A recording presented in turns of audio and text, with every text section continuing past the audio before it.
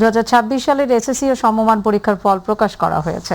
সকাল 10টায় একযোগে দেশের সব শিক্ষা বোর্ডের ফল প্রকাশ করা হয়। এবছর পাশের হার 62.25। জিপিএ 5 পেয়েছে 1,16,676 জন। সকালে সচিবালয়ে শিক্ষা মন্ত্রণালয়ে আয়োজিত অনুষ্ঠানে ফলাফল উদ্বোধন করেন শিক্ষামন্ত্রী এহসানুল হক মিলন। তিনি বলেন, সরকারের দায়িত্ব শিক্ষা ব্যবস্থার যেখানে অবনতি হচ্ছে সেখানে প্রয়োজনীয় পদক্ষেপ নিয়ে তা উন্নত করা। সাদিয়া হক মুভের রিপোর্ট। অপেক্ষার পালা শেষ। 2026 সালে এসএসসি ও সমমানের পরীক্ষার ফলাফল ঘোষণা করা হয়েছে আজ। কেউ বা উচ্ছ্বাসিত, কেউ বা প্রত্যাশা অনুযায়ী ফলাফল না পাওয়ায় অনেকের চোখে মুখে দেখা গেছে হতাশার ছাপ। দেশের সব শিক্ষা বোর্ডে একযোগে প্রকাশিত ফলাফলে এবার পাশের হার 62.25%, আর সর্বোচ্চ ফল জিপিএ 5 পেয়েছে 1,16,676 জন শিক্ষার্থী। সকালে সচিবালয় শিক্ষা মন্ত্রণালয়ে আয়োজিত অনুষ্ঠানে আনুষ্ঠানিকভাবে ফলাফল উদ্বোধন করেন শিক্ষামন্ত্রী এহসানুল হক মিলন। 26 সালে এসএসসি দাখিল, ভোকেশনাল দাখিল, টেকনিক্যাল দাখিল পরীক্ষা শুরু হয়েছিল 21 এপ্রিল 2026। আমাদের রেজাল্ট ঘোষণার কথা ছিল গত মাসের 20 তারিখ, উইদিন 60 ডেজ, কিন্তু দেশে বন্যা বিভিন্ন কারণে আমাদের কিছু খানিকটা বিলম্বিত হয়েছে, সেজন্য আমরা দুঃখিত।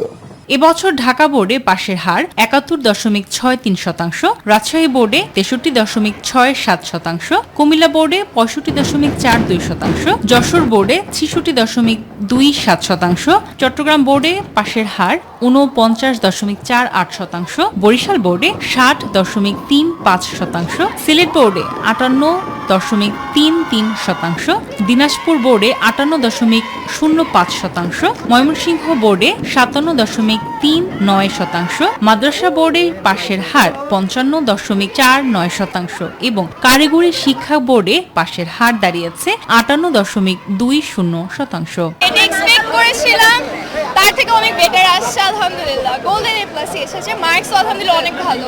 এক্সপেকটেশন গোল্ডেনই ছিল, রেজাল্ট তো গোল্ডেনই এসেছে আলহামদুলিল্লাহ। আমি এটাও ভাবছিলাম যে হয়তো আমার জিপিএ 5ই আসবে না, বাট আমি রেজাল্ট দেখার পর আমি অনেক খুশি হয়েছি। আমরা সবাই অনেক হার্ডওয়ার্ক করছি অ্যান্ড ইটস গ্রেট যে সবার হার্ডওয়ার্ক অনুযায়ী সবাই সবার কাঙ্ক্ষিত রেজাল্টটা পাইছে। অনেক ফোন আমি দিলাম, ফ্রেন্ডরা দিল, আমার ফ্রেন্ডরা দিল, তাদের বাচ্চারাও দিয়েছে। আলহামদুলিল্লাহ। সবারই হচ্ছে, খুবই ভয়ে ছিলাম যে কি হবে, কিন্তু আলহামদুলিল্লাহ আমরা রেজাল্ট পেয়ে খুবই খুশি। এক্সপেকটেশন নাম্বার যেরকম ছিল একটু হয়তো কম আসছে, কিন্তু পেয়েছি আলহামদুলিল্লাহ। ভালো একটা রেজাল্ট করবো, এটা আসলে আমাদের অনেক আর কি প্রত্যাশা ছিল। ভাবে এস্টাবলিশড হয়ে পরীক্ষাটা দিতে পারিনি, তারপরে অনেক ভালো রেজাল্ট হয়েছে। ফলাফল প্রকাশের পরই শিক্ষা প্রতিষ্ঠানগুলোতে শুরু হয় আনন্দ এবং উচ্ছ্বাস। কেউ কাঙ্ক্ষিত ফল পেয়ে আনন্দে আত্মহারা, আবার কেউ ফলাফল নিয়ে করছেন হিসাব নিকাশ। একটু অল্পের জন্য এ প্লাসটা মিস হয়ে গেল আর কি। এ পেয়েছে তো আলহামদুলিল্লাহ আমি খুশি। ম্যাথে আমি একটু উইক ছিলাম, আবার ম্যাথে ভুল প্রশ্নের জন্য ফুল অ্যান্সার করতে পারি নাই, এগুলাই ঘাটতি ছিল। শিক্ষার্থীদের পাশাপাশি স্বস্তি ফিরেছে অভিভাবকদের মধ্যেও। সন্তানদের এই সাফল্যে অনেক অভিভাবকই ভাগাভাগি করছেন তাদের আনন্দ। গোল্ডেন জিপিএ 5 পেয়েছে, আজকের এই দিনটা অনেক বেশি আনন্দের। রাতে ঘুম হয় নাই, সেই টেনশনে কখন রেজাল্ট পাবো, রেজাল্ট আদৌ ভালো হবে কিনা, ভালো হলে স্কুলে যেতে পারবো কিনা আনন্দ করতে, সেই আশাটা ছিল।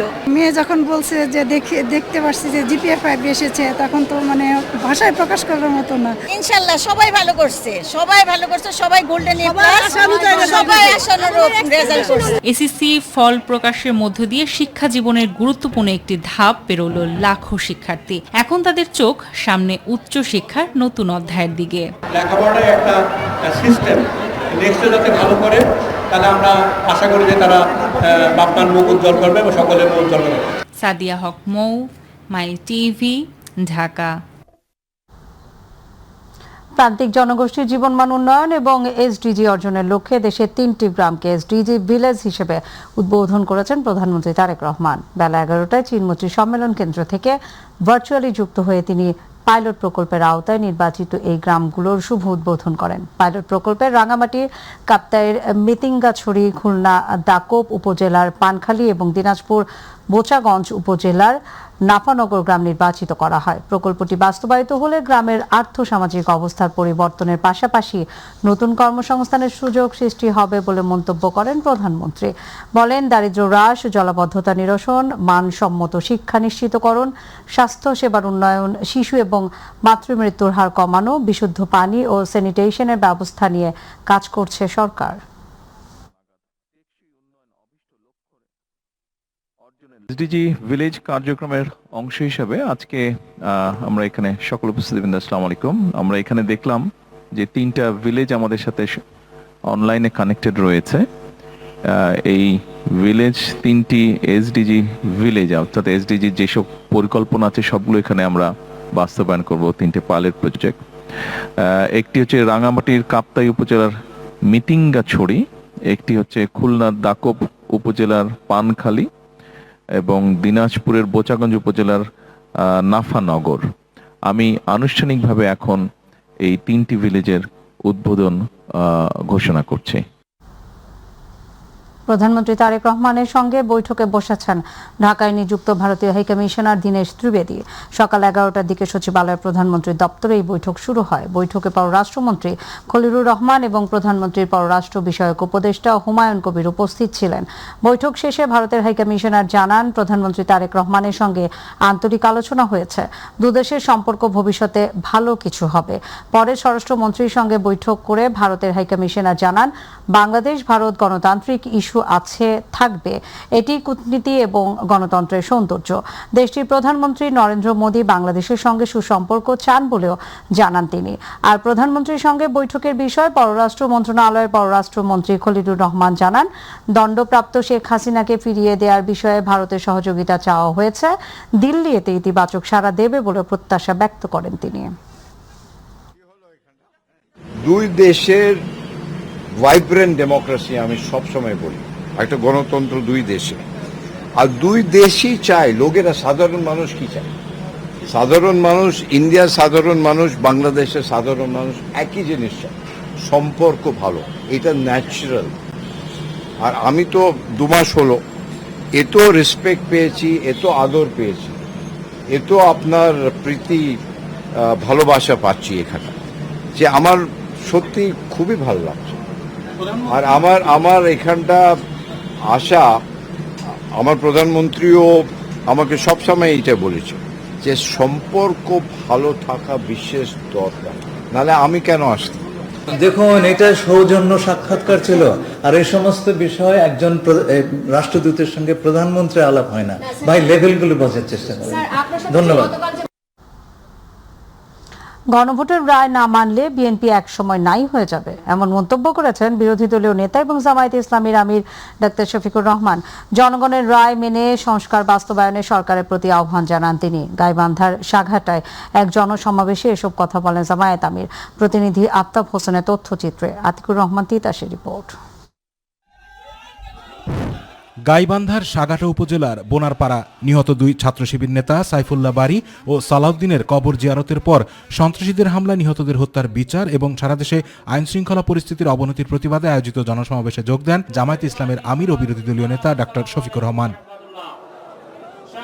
বোনারপাড়া কাজী আজহার আলী মডেল সরকারি উচ্চ বিদ্যালয় মাঠে আয়োজিত অনুষ্ঠানে বিরোধী দলীয় নেতা বলেন, গণভোটের রায় না মানলে বিএনপি একসময় নাই হয়ে যাবে। ন্যায় ইনসাফের বাংলাদেশ, সকলের জন্য সমান ইনসাফ আমরা নিশ্চিত করতে চাই। এর জন্যই ছিল গণভোট। আপনারা রায় দিলেন, সরকার এখন যারা আছে তারাও বলছিল রায় দেন, হা বলুন। হা সবাই বললাম, এখন আমরা হার উপরে আছি, তারা না হয়ে গেছে। আমি পরিষ্কার বলছি, গণভোট না মানলে শুধু না হবেন না, একসময় নাই হয়ে যাবেন। জামাত আমির বলেন, পায়ে পাড়া দিয়ে কেউ ঝগড়া করতে চাইলে জনগণকে সঙ্গে নিয়ে কঠোর জবাব দেওয়া হবে। তার অভিযোগ, 24 সালের গণঅভ্যুত্থানের মাধ্যমে সমাজ থেকে আবর্জনা দূর করার প্রত্যাশা তৈরি হলেও এখনো বিভিন্ন ক্ষেত্রে সেই পরিবর্তন আসেনি। ক্ষমতার লোভ আর দখলদারি পাগল বানিয়ে তুলছে, তাই না? টেম্পো স্ট্যান্ড থেকে শুরু করে কোথাও আর বাদ রাখা যাবে না। এই জন্য 24-এর বিপ্লব হয় নাই। 24-এর বিপ্লব হয়েছে সমাজ থেকে সব ময়লা পরিষ্কার করার জন্য। এরা সমাজের আবর্জনা। যারা চাঁদাবাজি এবং দখলদারির নেশায় পাগল হয়ে মানুষ খুন করে এরা সমাজের আবর্জনা। এই আবর্জনা এই সমাজ থেকে পরিষ্কার করা হবে ইনশাআল্লাহ।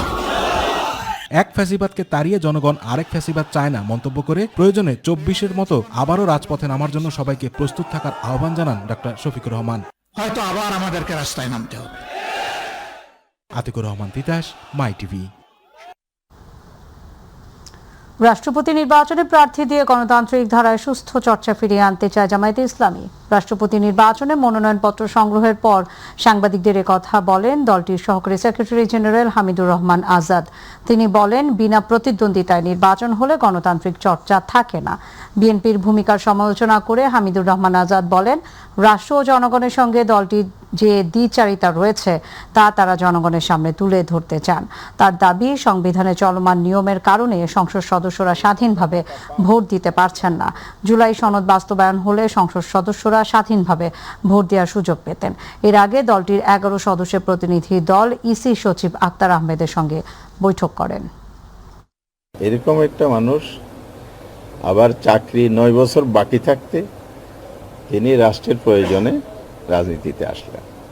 4বার মন্ত্রণালয়ের দায়িত্ব পালন করেছেন, 6বারের এমপি ছিলেন। পরিচ্ছন্ন রাজনীতিবিদ হিসেবে সবাই জানে, একজন পিএইচডি হোল্ডার, দক্ষ অফিসার, বর্ষিয়ান রাজনীতিবিদ, অত্যন্ত গ্রহণযোগ্য একজন মানুষ, যাকে নিয়ে কোনো বিতর্ক নেই। এমন একজন প্রার্থী জাতি আশা করেছে, জাতির পক্ষ থেকে জনগণের পক্ষ প্রতিনিধিরাও একটা যোগ্য প্রার্থী এখানে পেত। তার প্যারালার কোনো প্রার্থী তার প্রতিদ্বন্দ্বিতা আসবে এটা আমরা মনে করি না, জনগণও মনে করে না। কিন্তু এই জায়গায় স্বাধীনভাবে ভোট দিতে না পারার কারণে, অর্থাৎ গণভোটের রায় বাস্তবায়ন না হওয়ার কারণে স্বাধীন ভোট দিতে পারছে না, আর্টিকেল 70 রয়ে গেল। এটা যদি সংস্কার হতো, কর্নেল আলী সাহেব নিশ্চিতভাবে বিজয়ী হতেন এবং সবার কাছে গ্রহণযোগ্য প্রার্থী হিসেবে তিনি আজকে নির্বাচিত হয়ে আসতেন। এই সম্ভাবনাটা সমুজ্জ্বল ছিল। জুলাই গণ অভ্যুত্থানের সময় আন্দোলনকারীদের উপর হামলার সংবাদ প্রচার করা টেলিভিশন চ্যানেল বন্ধে তৎকালীন তথ্য ও সম্প্রচার প্রতিমন্ত্রী মোহাম্মদ আলী আরাফাতকে নির্দেশ দিয়েছিলেন আওয়ামী লীগের সাধারণ সম্পাদক ওবায়দুল কাদের। এমন তথ্য উঠে এসেছে প্রসিকিউশনের উপস্থাপন করা নতুন একটি কল রেকর্ডে।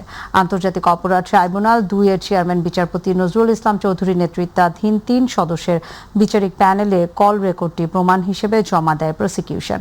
ওবায়দুল কাদের ও অন্য 6 জনের বিরুদ্ধে দায়ের করা মানবতা বিরোধী অপরাধের মামলার যুক্তিতর্কের 4র্থ দিনে এই রেকর্ডিং উপস্থাপন করা হয়। এর আগে গত রোববার মামলা যুক্তিতর্কের 3য় দিনে ওবায়দুল কাদেরের সঙ্গে তৎকালীন আইসিটি প্রতিমন্ত্রী জুনায়েদ আহমেদ পলকের কথোপকথনের আরেকটি কল রেকর্ড ট্রাইব্যুনালে জমা দেয় প্রসিকিউশন। দীর্ঘ প্রতীক্ষার অবসান। ঢাকা গোপালগঞ্জ রুটে আজ থেকে যাত্রী পরিবহন শুরু করছে নতুন ট্রেন অভিযাত্রী কমিউটার। সরাসরি রেল যোগাযোগে স্বস্তি ফিরেছে গোপালগঞ্জবাসীর মধ্যে। যাত্রীদের প্রত্যাশা, নিরাপদ ও সাশ্রয়ী যাতায়াতের পাশাপাশি এই রেলপথ গতি আনবে কৃষি, ব্যবসা বাণিজ্য এবং স্থানীয় অর্থনীতিতে। প্রতিনিধি আরিফুল হকের রিপোর্ট, জানাচ্ছেন হাফিজা খানম জুথি। রাজধানীর সঙ্গে সরাসরি রেল যোগাযোগ গোপালগঞ্জবাসীর দীর্ঘদিনের প্রত্যাশা। অবশেষে সেই অপেক্ষার অবসান। ঢাকা গোপালগঞ্জ ঢাকা রুটে আনুষ্ঠানিকভাবে যাত্রা শুরু করছে অভিযাত্রী কমিউটার। সড়কপথের যানজট, দুর্ঘটনার ঝুঁকি, বাড়তি ভাড়া আর দীর্ঘ সময়ের ভোগান্তি পেরিয়ে এতদিন ঢাকায় যাতায়াত করতে হয়েছে জেলার মানুষকে। নতুন এই ট্রেন সার্ভিসে এখন দুর্ভোগ অনেকটাই কমবে বলে আশা যাত্রীদের। আজকে গোপালগঞ্জ থেকে ঢাকার নতুন রেল উদ্বোধন হচ্ছে এবং আমরা গোপালগঞ্জবাসী বিষয়টা খুবই আনন্দ উপভোগ করতেছি। ট্রেন মাত্র 5 মিনিট লাগে আমাকে বাড়িতে আসতে।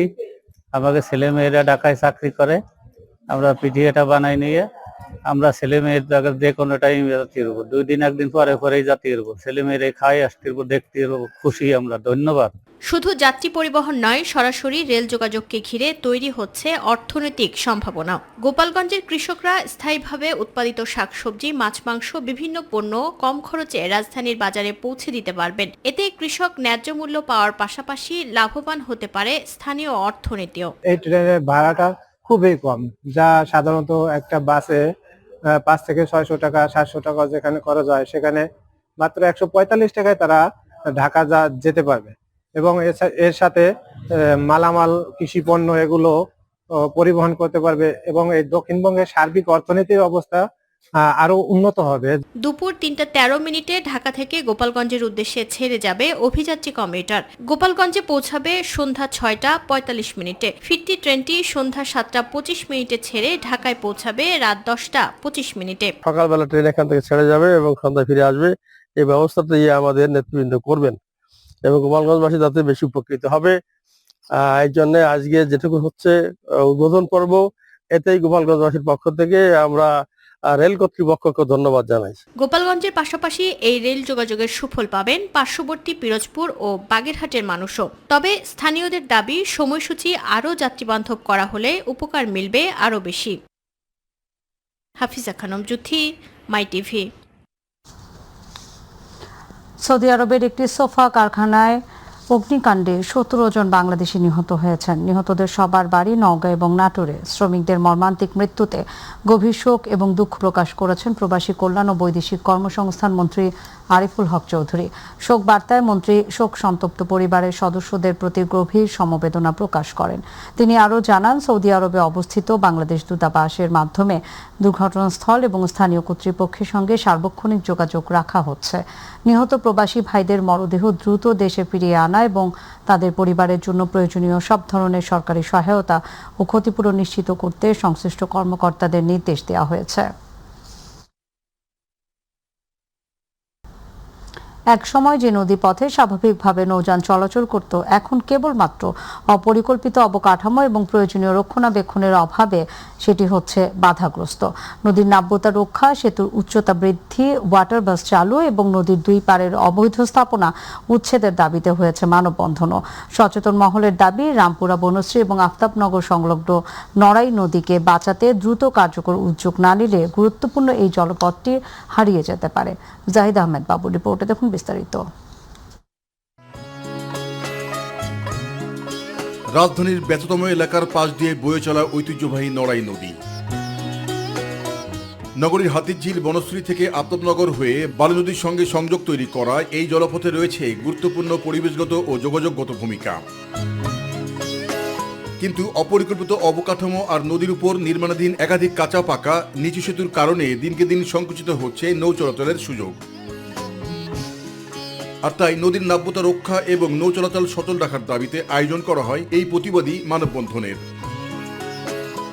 এতে অংশ নেন পরিবেশবিদ, সামাজিক সংগঠনের প্রতিনিধি ও স্থানীয় বাসিন্দারা। তারা জানান, নড়াই নদীকে বাঁচাতে হলে নদীর স্বাভাবিক প্রবাহ নিশ্চিত করতে হবে, বাড়াতে হবে নিচু সেতুগুলোর উচ্চতা। আমার এই নদীর সাথে জন্মগতভাবে আমার সম্পর্ক, আমার এই নদীতে বহু গোসল, আমার বহু স্মৃতি আসছে। এটা একটা নদী ছিল, এখনো বিভিন্ন কারণে বিভিন্নভাবে নদীটারে খাল পরিণত হচ্ছে।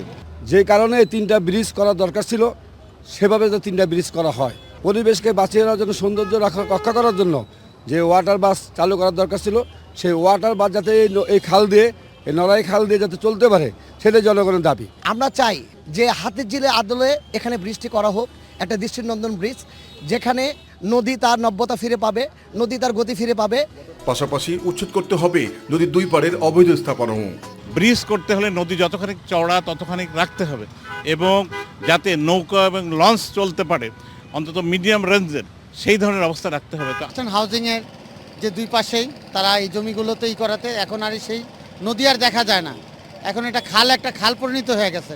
তা আমরা এলাকাবাসীর পক্ষ থেকে আমি চাই যে এটা একটা নদী, সেই নদীটাই বাঁচুক। প্রায় 90 কোটি টাকা ব্যয়ে নির্মাণাধীন এই 3 নিচু সেতুর কারণে নদীতে নৌ চলাচলে বাধাগ্রস্ত হওয়ার আশঙ্কা রয়েছে বলে মনে করেন পরিবেশ কর্মীরা।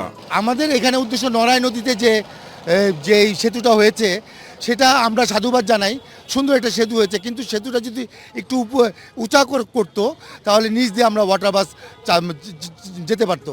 তাদের দাবি, নির্মাণাধীন সেতুগুলোর উচ্চতা কমপক্ষে 11 মিটার করতে হবে, যাতে ভবিষ্যতে নৌযান চলাচলে কোনো প্রতিবন্ধকতা তৈরি না হয়। এই নদী হাতিরঝিলের সঙ্গে সংযোগ ছিল বালু নদী থেকে বুড়িগঙ্গা নদী পর্যন্ত। সেই নদীতে আমরা দেখছি যে সম্প্রতি সময়ে 3টি সেতু নির্মাণ হচ্ছে। সেই সেতু আমাদের প্রয়োজন, কিন্তু সেতুর যে উচ্চতা সেই নিয়ে আমাদের সন্দেহ আছে, কারণ আমাদের কথা ছিল 11 মিটার এই সেতুর উচ্চতা হবে, আমরা দেখছি এখন 1-2 মিটারের মতো উচ্চতা রয়েছে। জাহিদ আহমেদ বাবু, মাই টিভি, ঢাকা। দেশের অন্যতম বৃহৎ জামালপুর পৌর কবরস্থানের অধিকাংশ কবর পানির নিচে ডুবে আছে। সবচেয়ে করুণ অবস্থা বীর মুক্তিযোদ্ধাদের কবরস্থানে, সবগুলো কবর পানির নিচে তলিয়ে আছে। গেল কয়েক বছর ধরে বর্ষা মৌসুম এলেই জলাবদ্ধতায় নাকাল হয়ে পড়ে জামালপুর পৌরবাসী। প্রতিনিধি শামীম আলমের রিপোর্ট, জানাচ্ছেন সাইদুর রহমান আবির। জলাবদ্ধতায় স্বাভাবিক জীবনযাত্রা চরমভাবে ব্যাহত। স্বস্তি নেই মৃত্যুর পরও। প্রিয়জনকে শেষ বিদায়ে ধর্মীয় আচার অনুষ্ঠান সম্পন্ন করতে কোমর সমান জল মারিয়ে নিতে হচ্ছে কবরস্থানে। সেই কবরস্থানেও হাঁটু জল। কবর জিয়ারত করতে এসে কবরস্থানের করুণ দশা দেখে আবেগতাড়িত হয়ে পড়ছেন স্বজনরা। জলাবদ্ধতার এমন দৃশ্যপট জামালপুর পৌরসভার। এসব এলাকায় কোথাও হাঁটু, আবার কোথাও কোমর সমান পানি। একটা প্লট উঁচা করাতে এটার মধ্যে খুব খারাপ অবস্থা হয়ে গেছে। এর উপরে মানুষজন সবাই কি করব, নিরুপায় হয়ে এই জায়গায় সবাই কবর দিতেছে। হাঁটু পরিমাণ পানি 3 মাসে থাকবে, কবর খোঁজা সম্ভবই না। একটা সাইড একদম নিমজ্জিত আর কি পানিতে। পৌরসভার সমস্ত গুণী জ্ঞানী এবং অনেক আলেম উলামারা এখানে শায়িত আছেন, কিন্তু তাদের কবরে বর্তমানে হাঁটুর উপরে পানি থাকে সবসময়। প্রতিদিন নোংরা জলমগ্ন পানি মারিয়েই মানুষ ও যানবাহন যাতায়াত করছে। পৌরবাসীর অভিযোগ, অপরিকল্পিত নগরায়ন, খাল দখল, নিয়মিত ড্রেন পরিষ্কার না করা এবং পানি নিষ্কাশন ব্যবস্থা না থাকায় জলাবদ্ধতা বেড়েই চলছে। পানি নিষ্কাশনে দ্রুত কার্যকর উদ্যোগ না নিলে ভবিষ্যতে পরিস্থিতি আরও ভয়াবহ হওয়ার আশঙ্কা স্থানীয়দের। মৃত ব্যক্তিদের নিয়ে এসে সুস্থভাবে কবর দেব বা তাদের জানাজা করব, এই যে সমস্যাটা, এই দীর্ঘদিনের সমস্যা। জামালপুরের সহকারী নির্বাহী প্রকৌশলী তাদের সাথে আমাদের কথা হয়েছে। অলরেডি তাদের ভূসম্পদ কর্মকর্তার কাছে আমরা চিঠি দিয়েছি। জলাবদ্ধতার ভোগান্তি নিয়ে জামালপুর পৌরসভার প্রশাসক গণমাধ্যমে কথা বলতে নারাজ। তবে নির্বাহী প্রকৌশলী জানান, জলাবদ্ধতা নিরসনে ড্রেন পরিষ্কার ও উন্নয়নের কাজ চলছে। আমাদের পুরো গোরস্থানের ভিতরে যেটা, সেটা আমাদের পরিকল্পনা আছে। আমরা মাটির কাজ করে আমরা উঁচু করে দেবো যাতে কবর দিতে অসুবিধা না হয়। জলাবদ্ধতা নিরসনে কার্যকর পদক্ষেপ নেবে কর্তৃপক্ষ, এমনটাই প্রত্যাশা জামালপুর পৌরবাসীর। সাইদুর রহমান আবির, মাই টিভি নিউজ ডেস্ক। বরিশালে গৌর নদীতে আমেরিকার রাষ্ট্রদূত ব্রেন্ট টি ক্রিস্টিয়ানের উপস্থিতিতে আন্তঃধর্মীয় সংলাপ অনুষ্ঠিত হয়েছে। গৌর নদী ক্যাথলিক চার্চে সকালে আন্তঃধর্মীয় সংলাপে প্রধান অতিথি ছিলেন তথ্য ও সম্প্রচার মন্ত্রী জহিরুদ্দিন স্বপন। বিশেষ অতিথি ছিলেন আমেরিকার রাষ্ট্রদূত ব্রেন্ট টি ক্রিস্টেনসেন।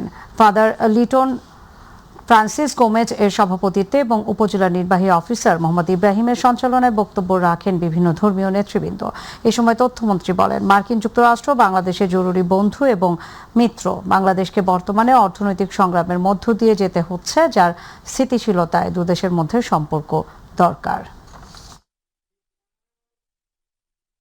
আমাদের দেশে যে ফরেন ডাইরেক্ট ইনভেস্টমেন্ট এফডিআই, সেক্ষেত্রেও মার্কিন যুক্তরাষ্ট্র হচ্ছে সবার আগে। তারা আমাদের দেশে সবচেয়ে বেশি টাকা বিনিয়োগ করেছে। ফলে এই বিনিয়োগের টাকাটাও আমাদের দেশের অর্থনৈতিক প্রক্রিয়াতে একটা গুরুত্বপূর্ণ সম্পদ। সেই বিবেচনায় মার্কিন যুক্তরাষ্ট্র বাস্তবিক অর্থেই আমাদের সবচেয়ে ঘনিষ্ঠতম এবং জরুরি বন্ধু এবং মিত্র। Over the last day and a half, I've had the chance to visit a historic mosque, a historic temple, a historic church in Borishal, and see how all have contributed to the history of Bangladesh and how all are working to make Bangladesh a better place today. পদ্মার ভাঙন কেড়ে নিয়েছে ভিটে মাটি, ফসলি জমি আর স্বজনদের স্মৃতি। মাথা গোজার ঠাঁই হিসেবে মানিকগঞ্জের হরিরামপুর উপজেলার দিয়াবাড়ি আশ্রয়ণ প্রকল্পে পুনর্বাসন করা হয়েছিল শতাধিক পরিবারকে, কিন্তু দীর্ঘ ২৬ বছরেও সংস্কারের মুখ দেখেনি আশ্রয়ণ প্রকল্পটি। জরাজীর্ণ ঘরগুলো এখন বসবাসের অনুপযোগী। শুধু ঘর নয়, একমাত্র রাস্তাটিও এখন চলাচলের অনুপযোগী। প্রতিনিধি লিটন আহমেদের পাঠানো তথ্যচিত্রে বিস্তারিত জানাচ্ছেন জুবাইর রহমান। পদ্মার করাল গ্রাসে ৭ বার নদী ভাঙনের শিকার হয়েছেন রেনু বেগম, হারিয়েছেন স্বামী, ভিটেমাটি আর সহায় সম্বল। শেষ পর্যন্ত মাথা গোজার ঠাঁই হয় মানিকগঞ্জের হরিরামপুর উপজেলার চালা ইউনিয়নের দিয়াবাড়ি আশ্রয়ণ প্রকল্পে। 2000 সালের দিকে নির্মিত এই প্রকল্পে পুনর্বাসন করা হয়েছিল 100টি ভূমিহীন পরিবারকে, কিন্তু দীর্ঘ 26 বছর ধরে হয়নি উল্লেখযোগ্য কোনো সংস্কার বা উন্নয়ন। দীর্ঘদিন সংস্কার না হওয়ায় ঘরটি টিন এখন জরাজীর্ণ।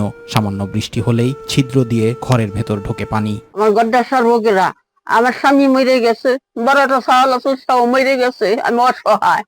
আমি শুয়ে থাকলে ঘরে বৃষ্টি আছে, পানি খাই, ভিজা নত হয়ে যাই। দিনে তেমন শরীরে বসে থাকলে রাখতে যাম কোথায়।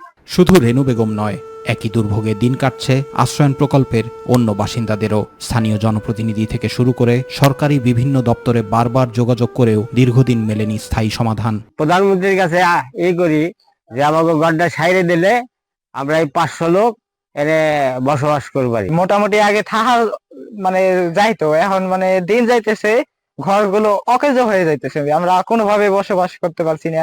আমরা ব্যক্তিগতভাবেও কোনো উন্নয়ন করতে পারি না এবং সরকার করতেও কোনো উন্নয়ন হয় নাই। কামাই শুধু বুঝে স্বামী আছে, তার কামাই নাই, রুজকি নাই, কটা চাল মিলে তার সদাই মিলে না, সদাই মিলে তার তেল মিলে না, এতে এই হালে আছি।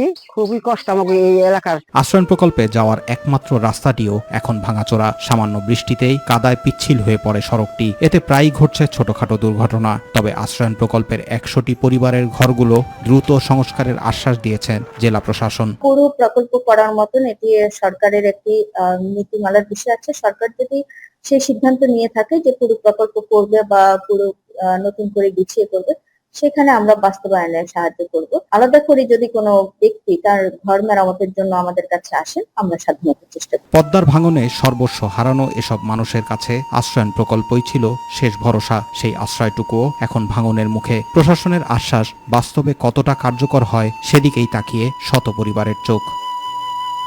জুবাইর রহমান, মাই টিভি নিউজ।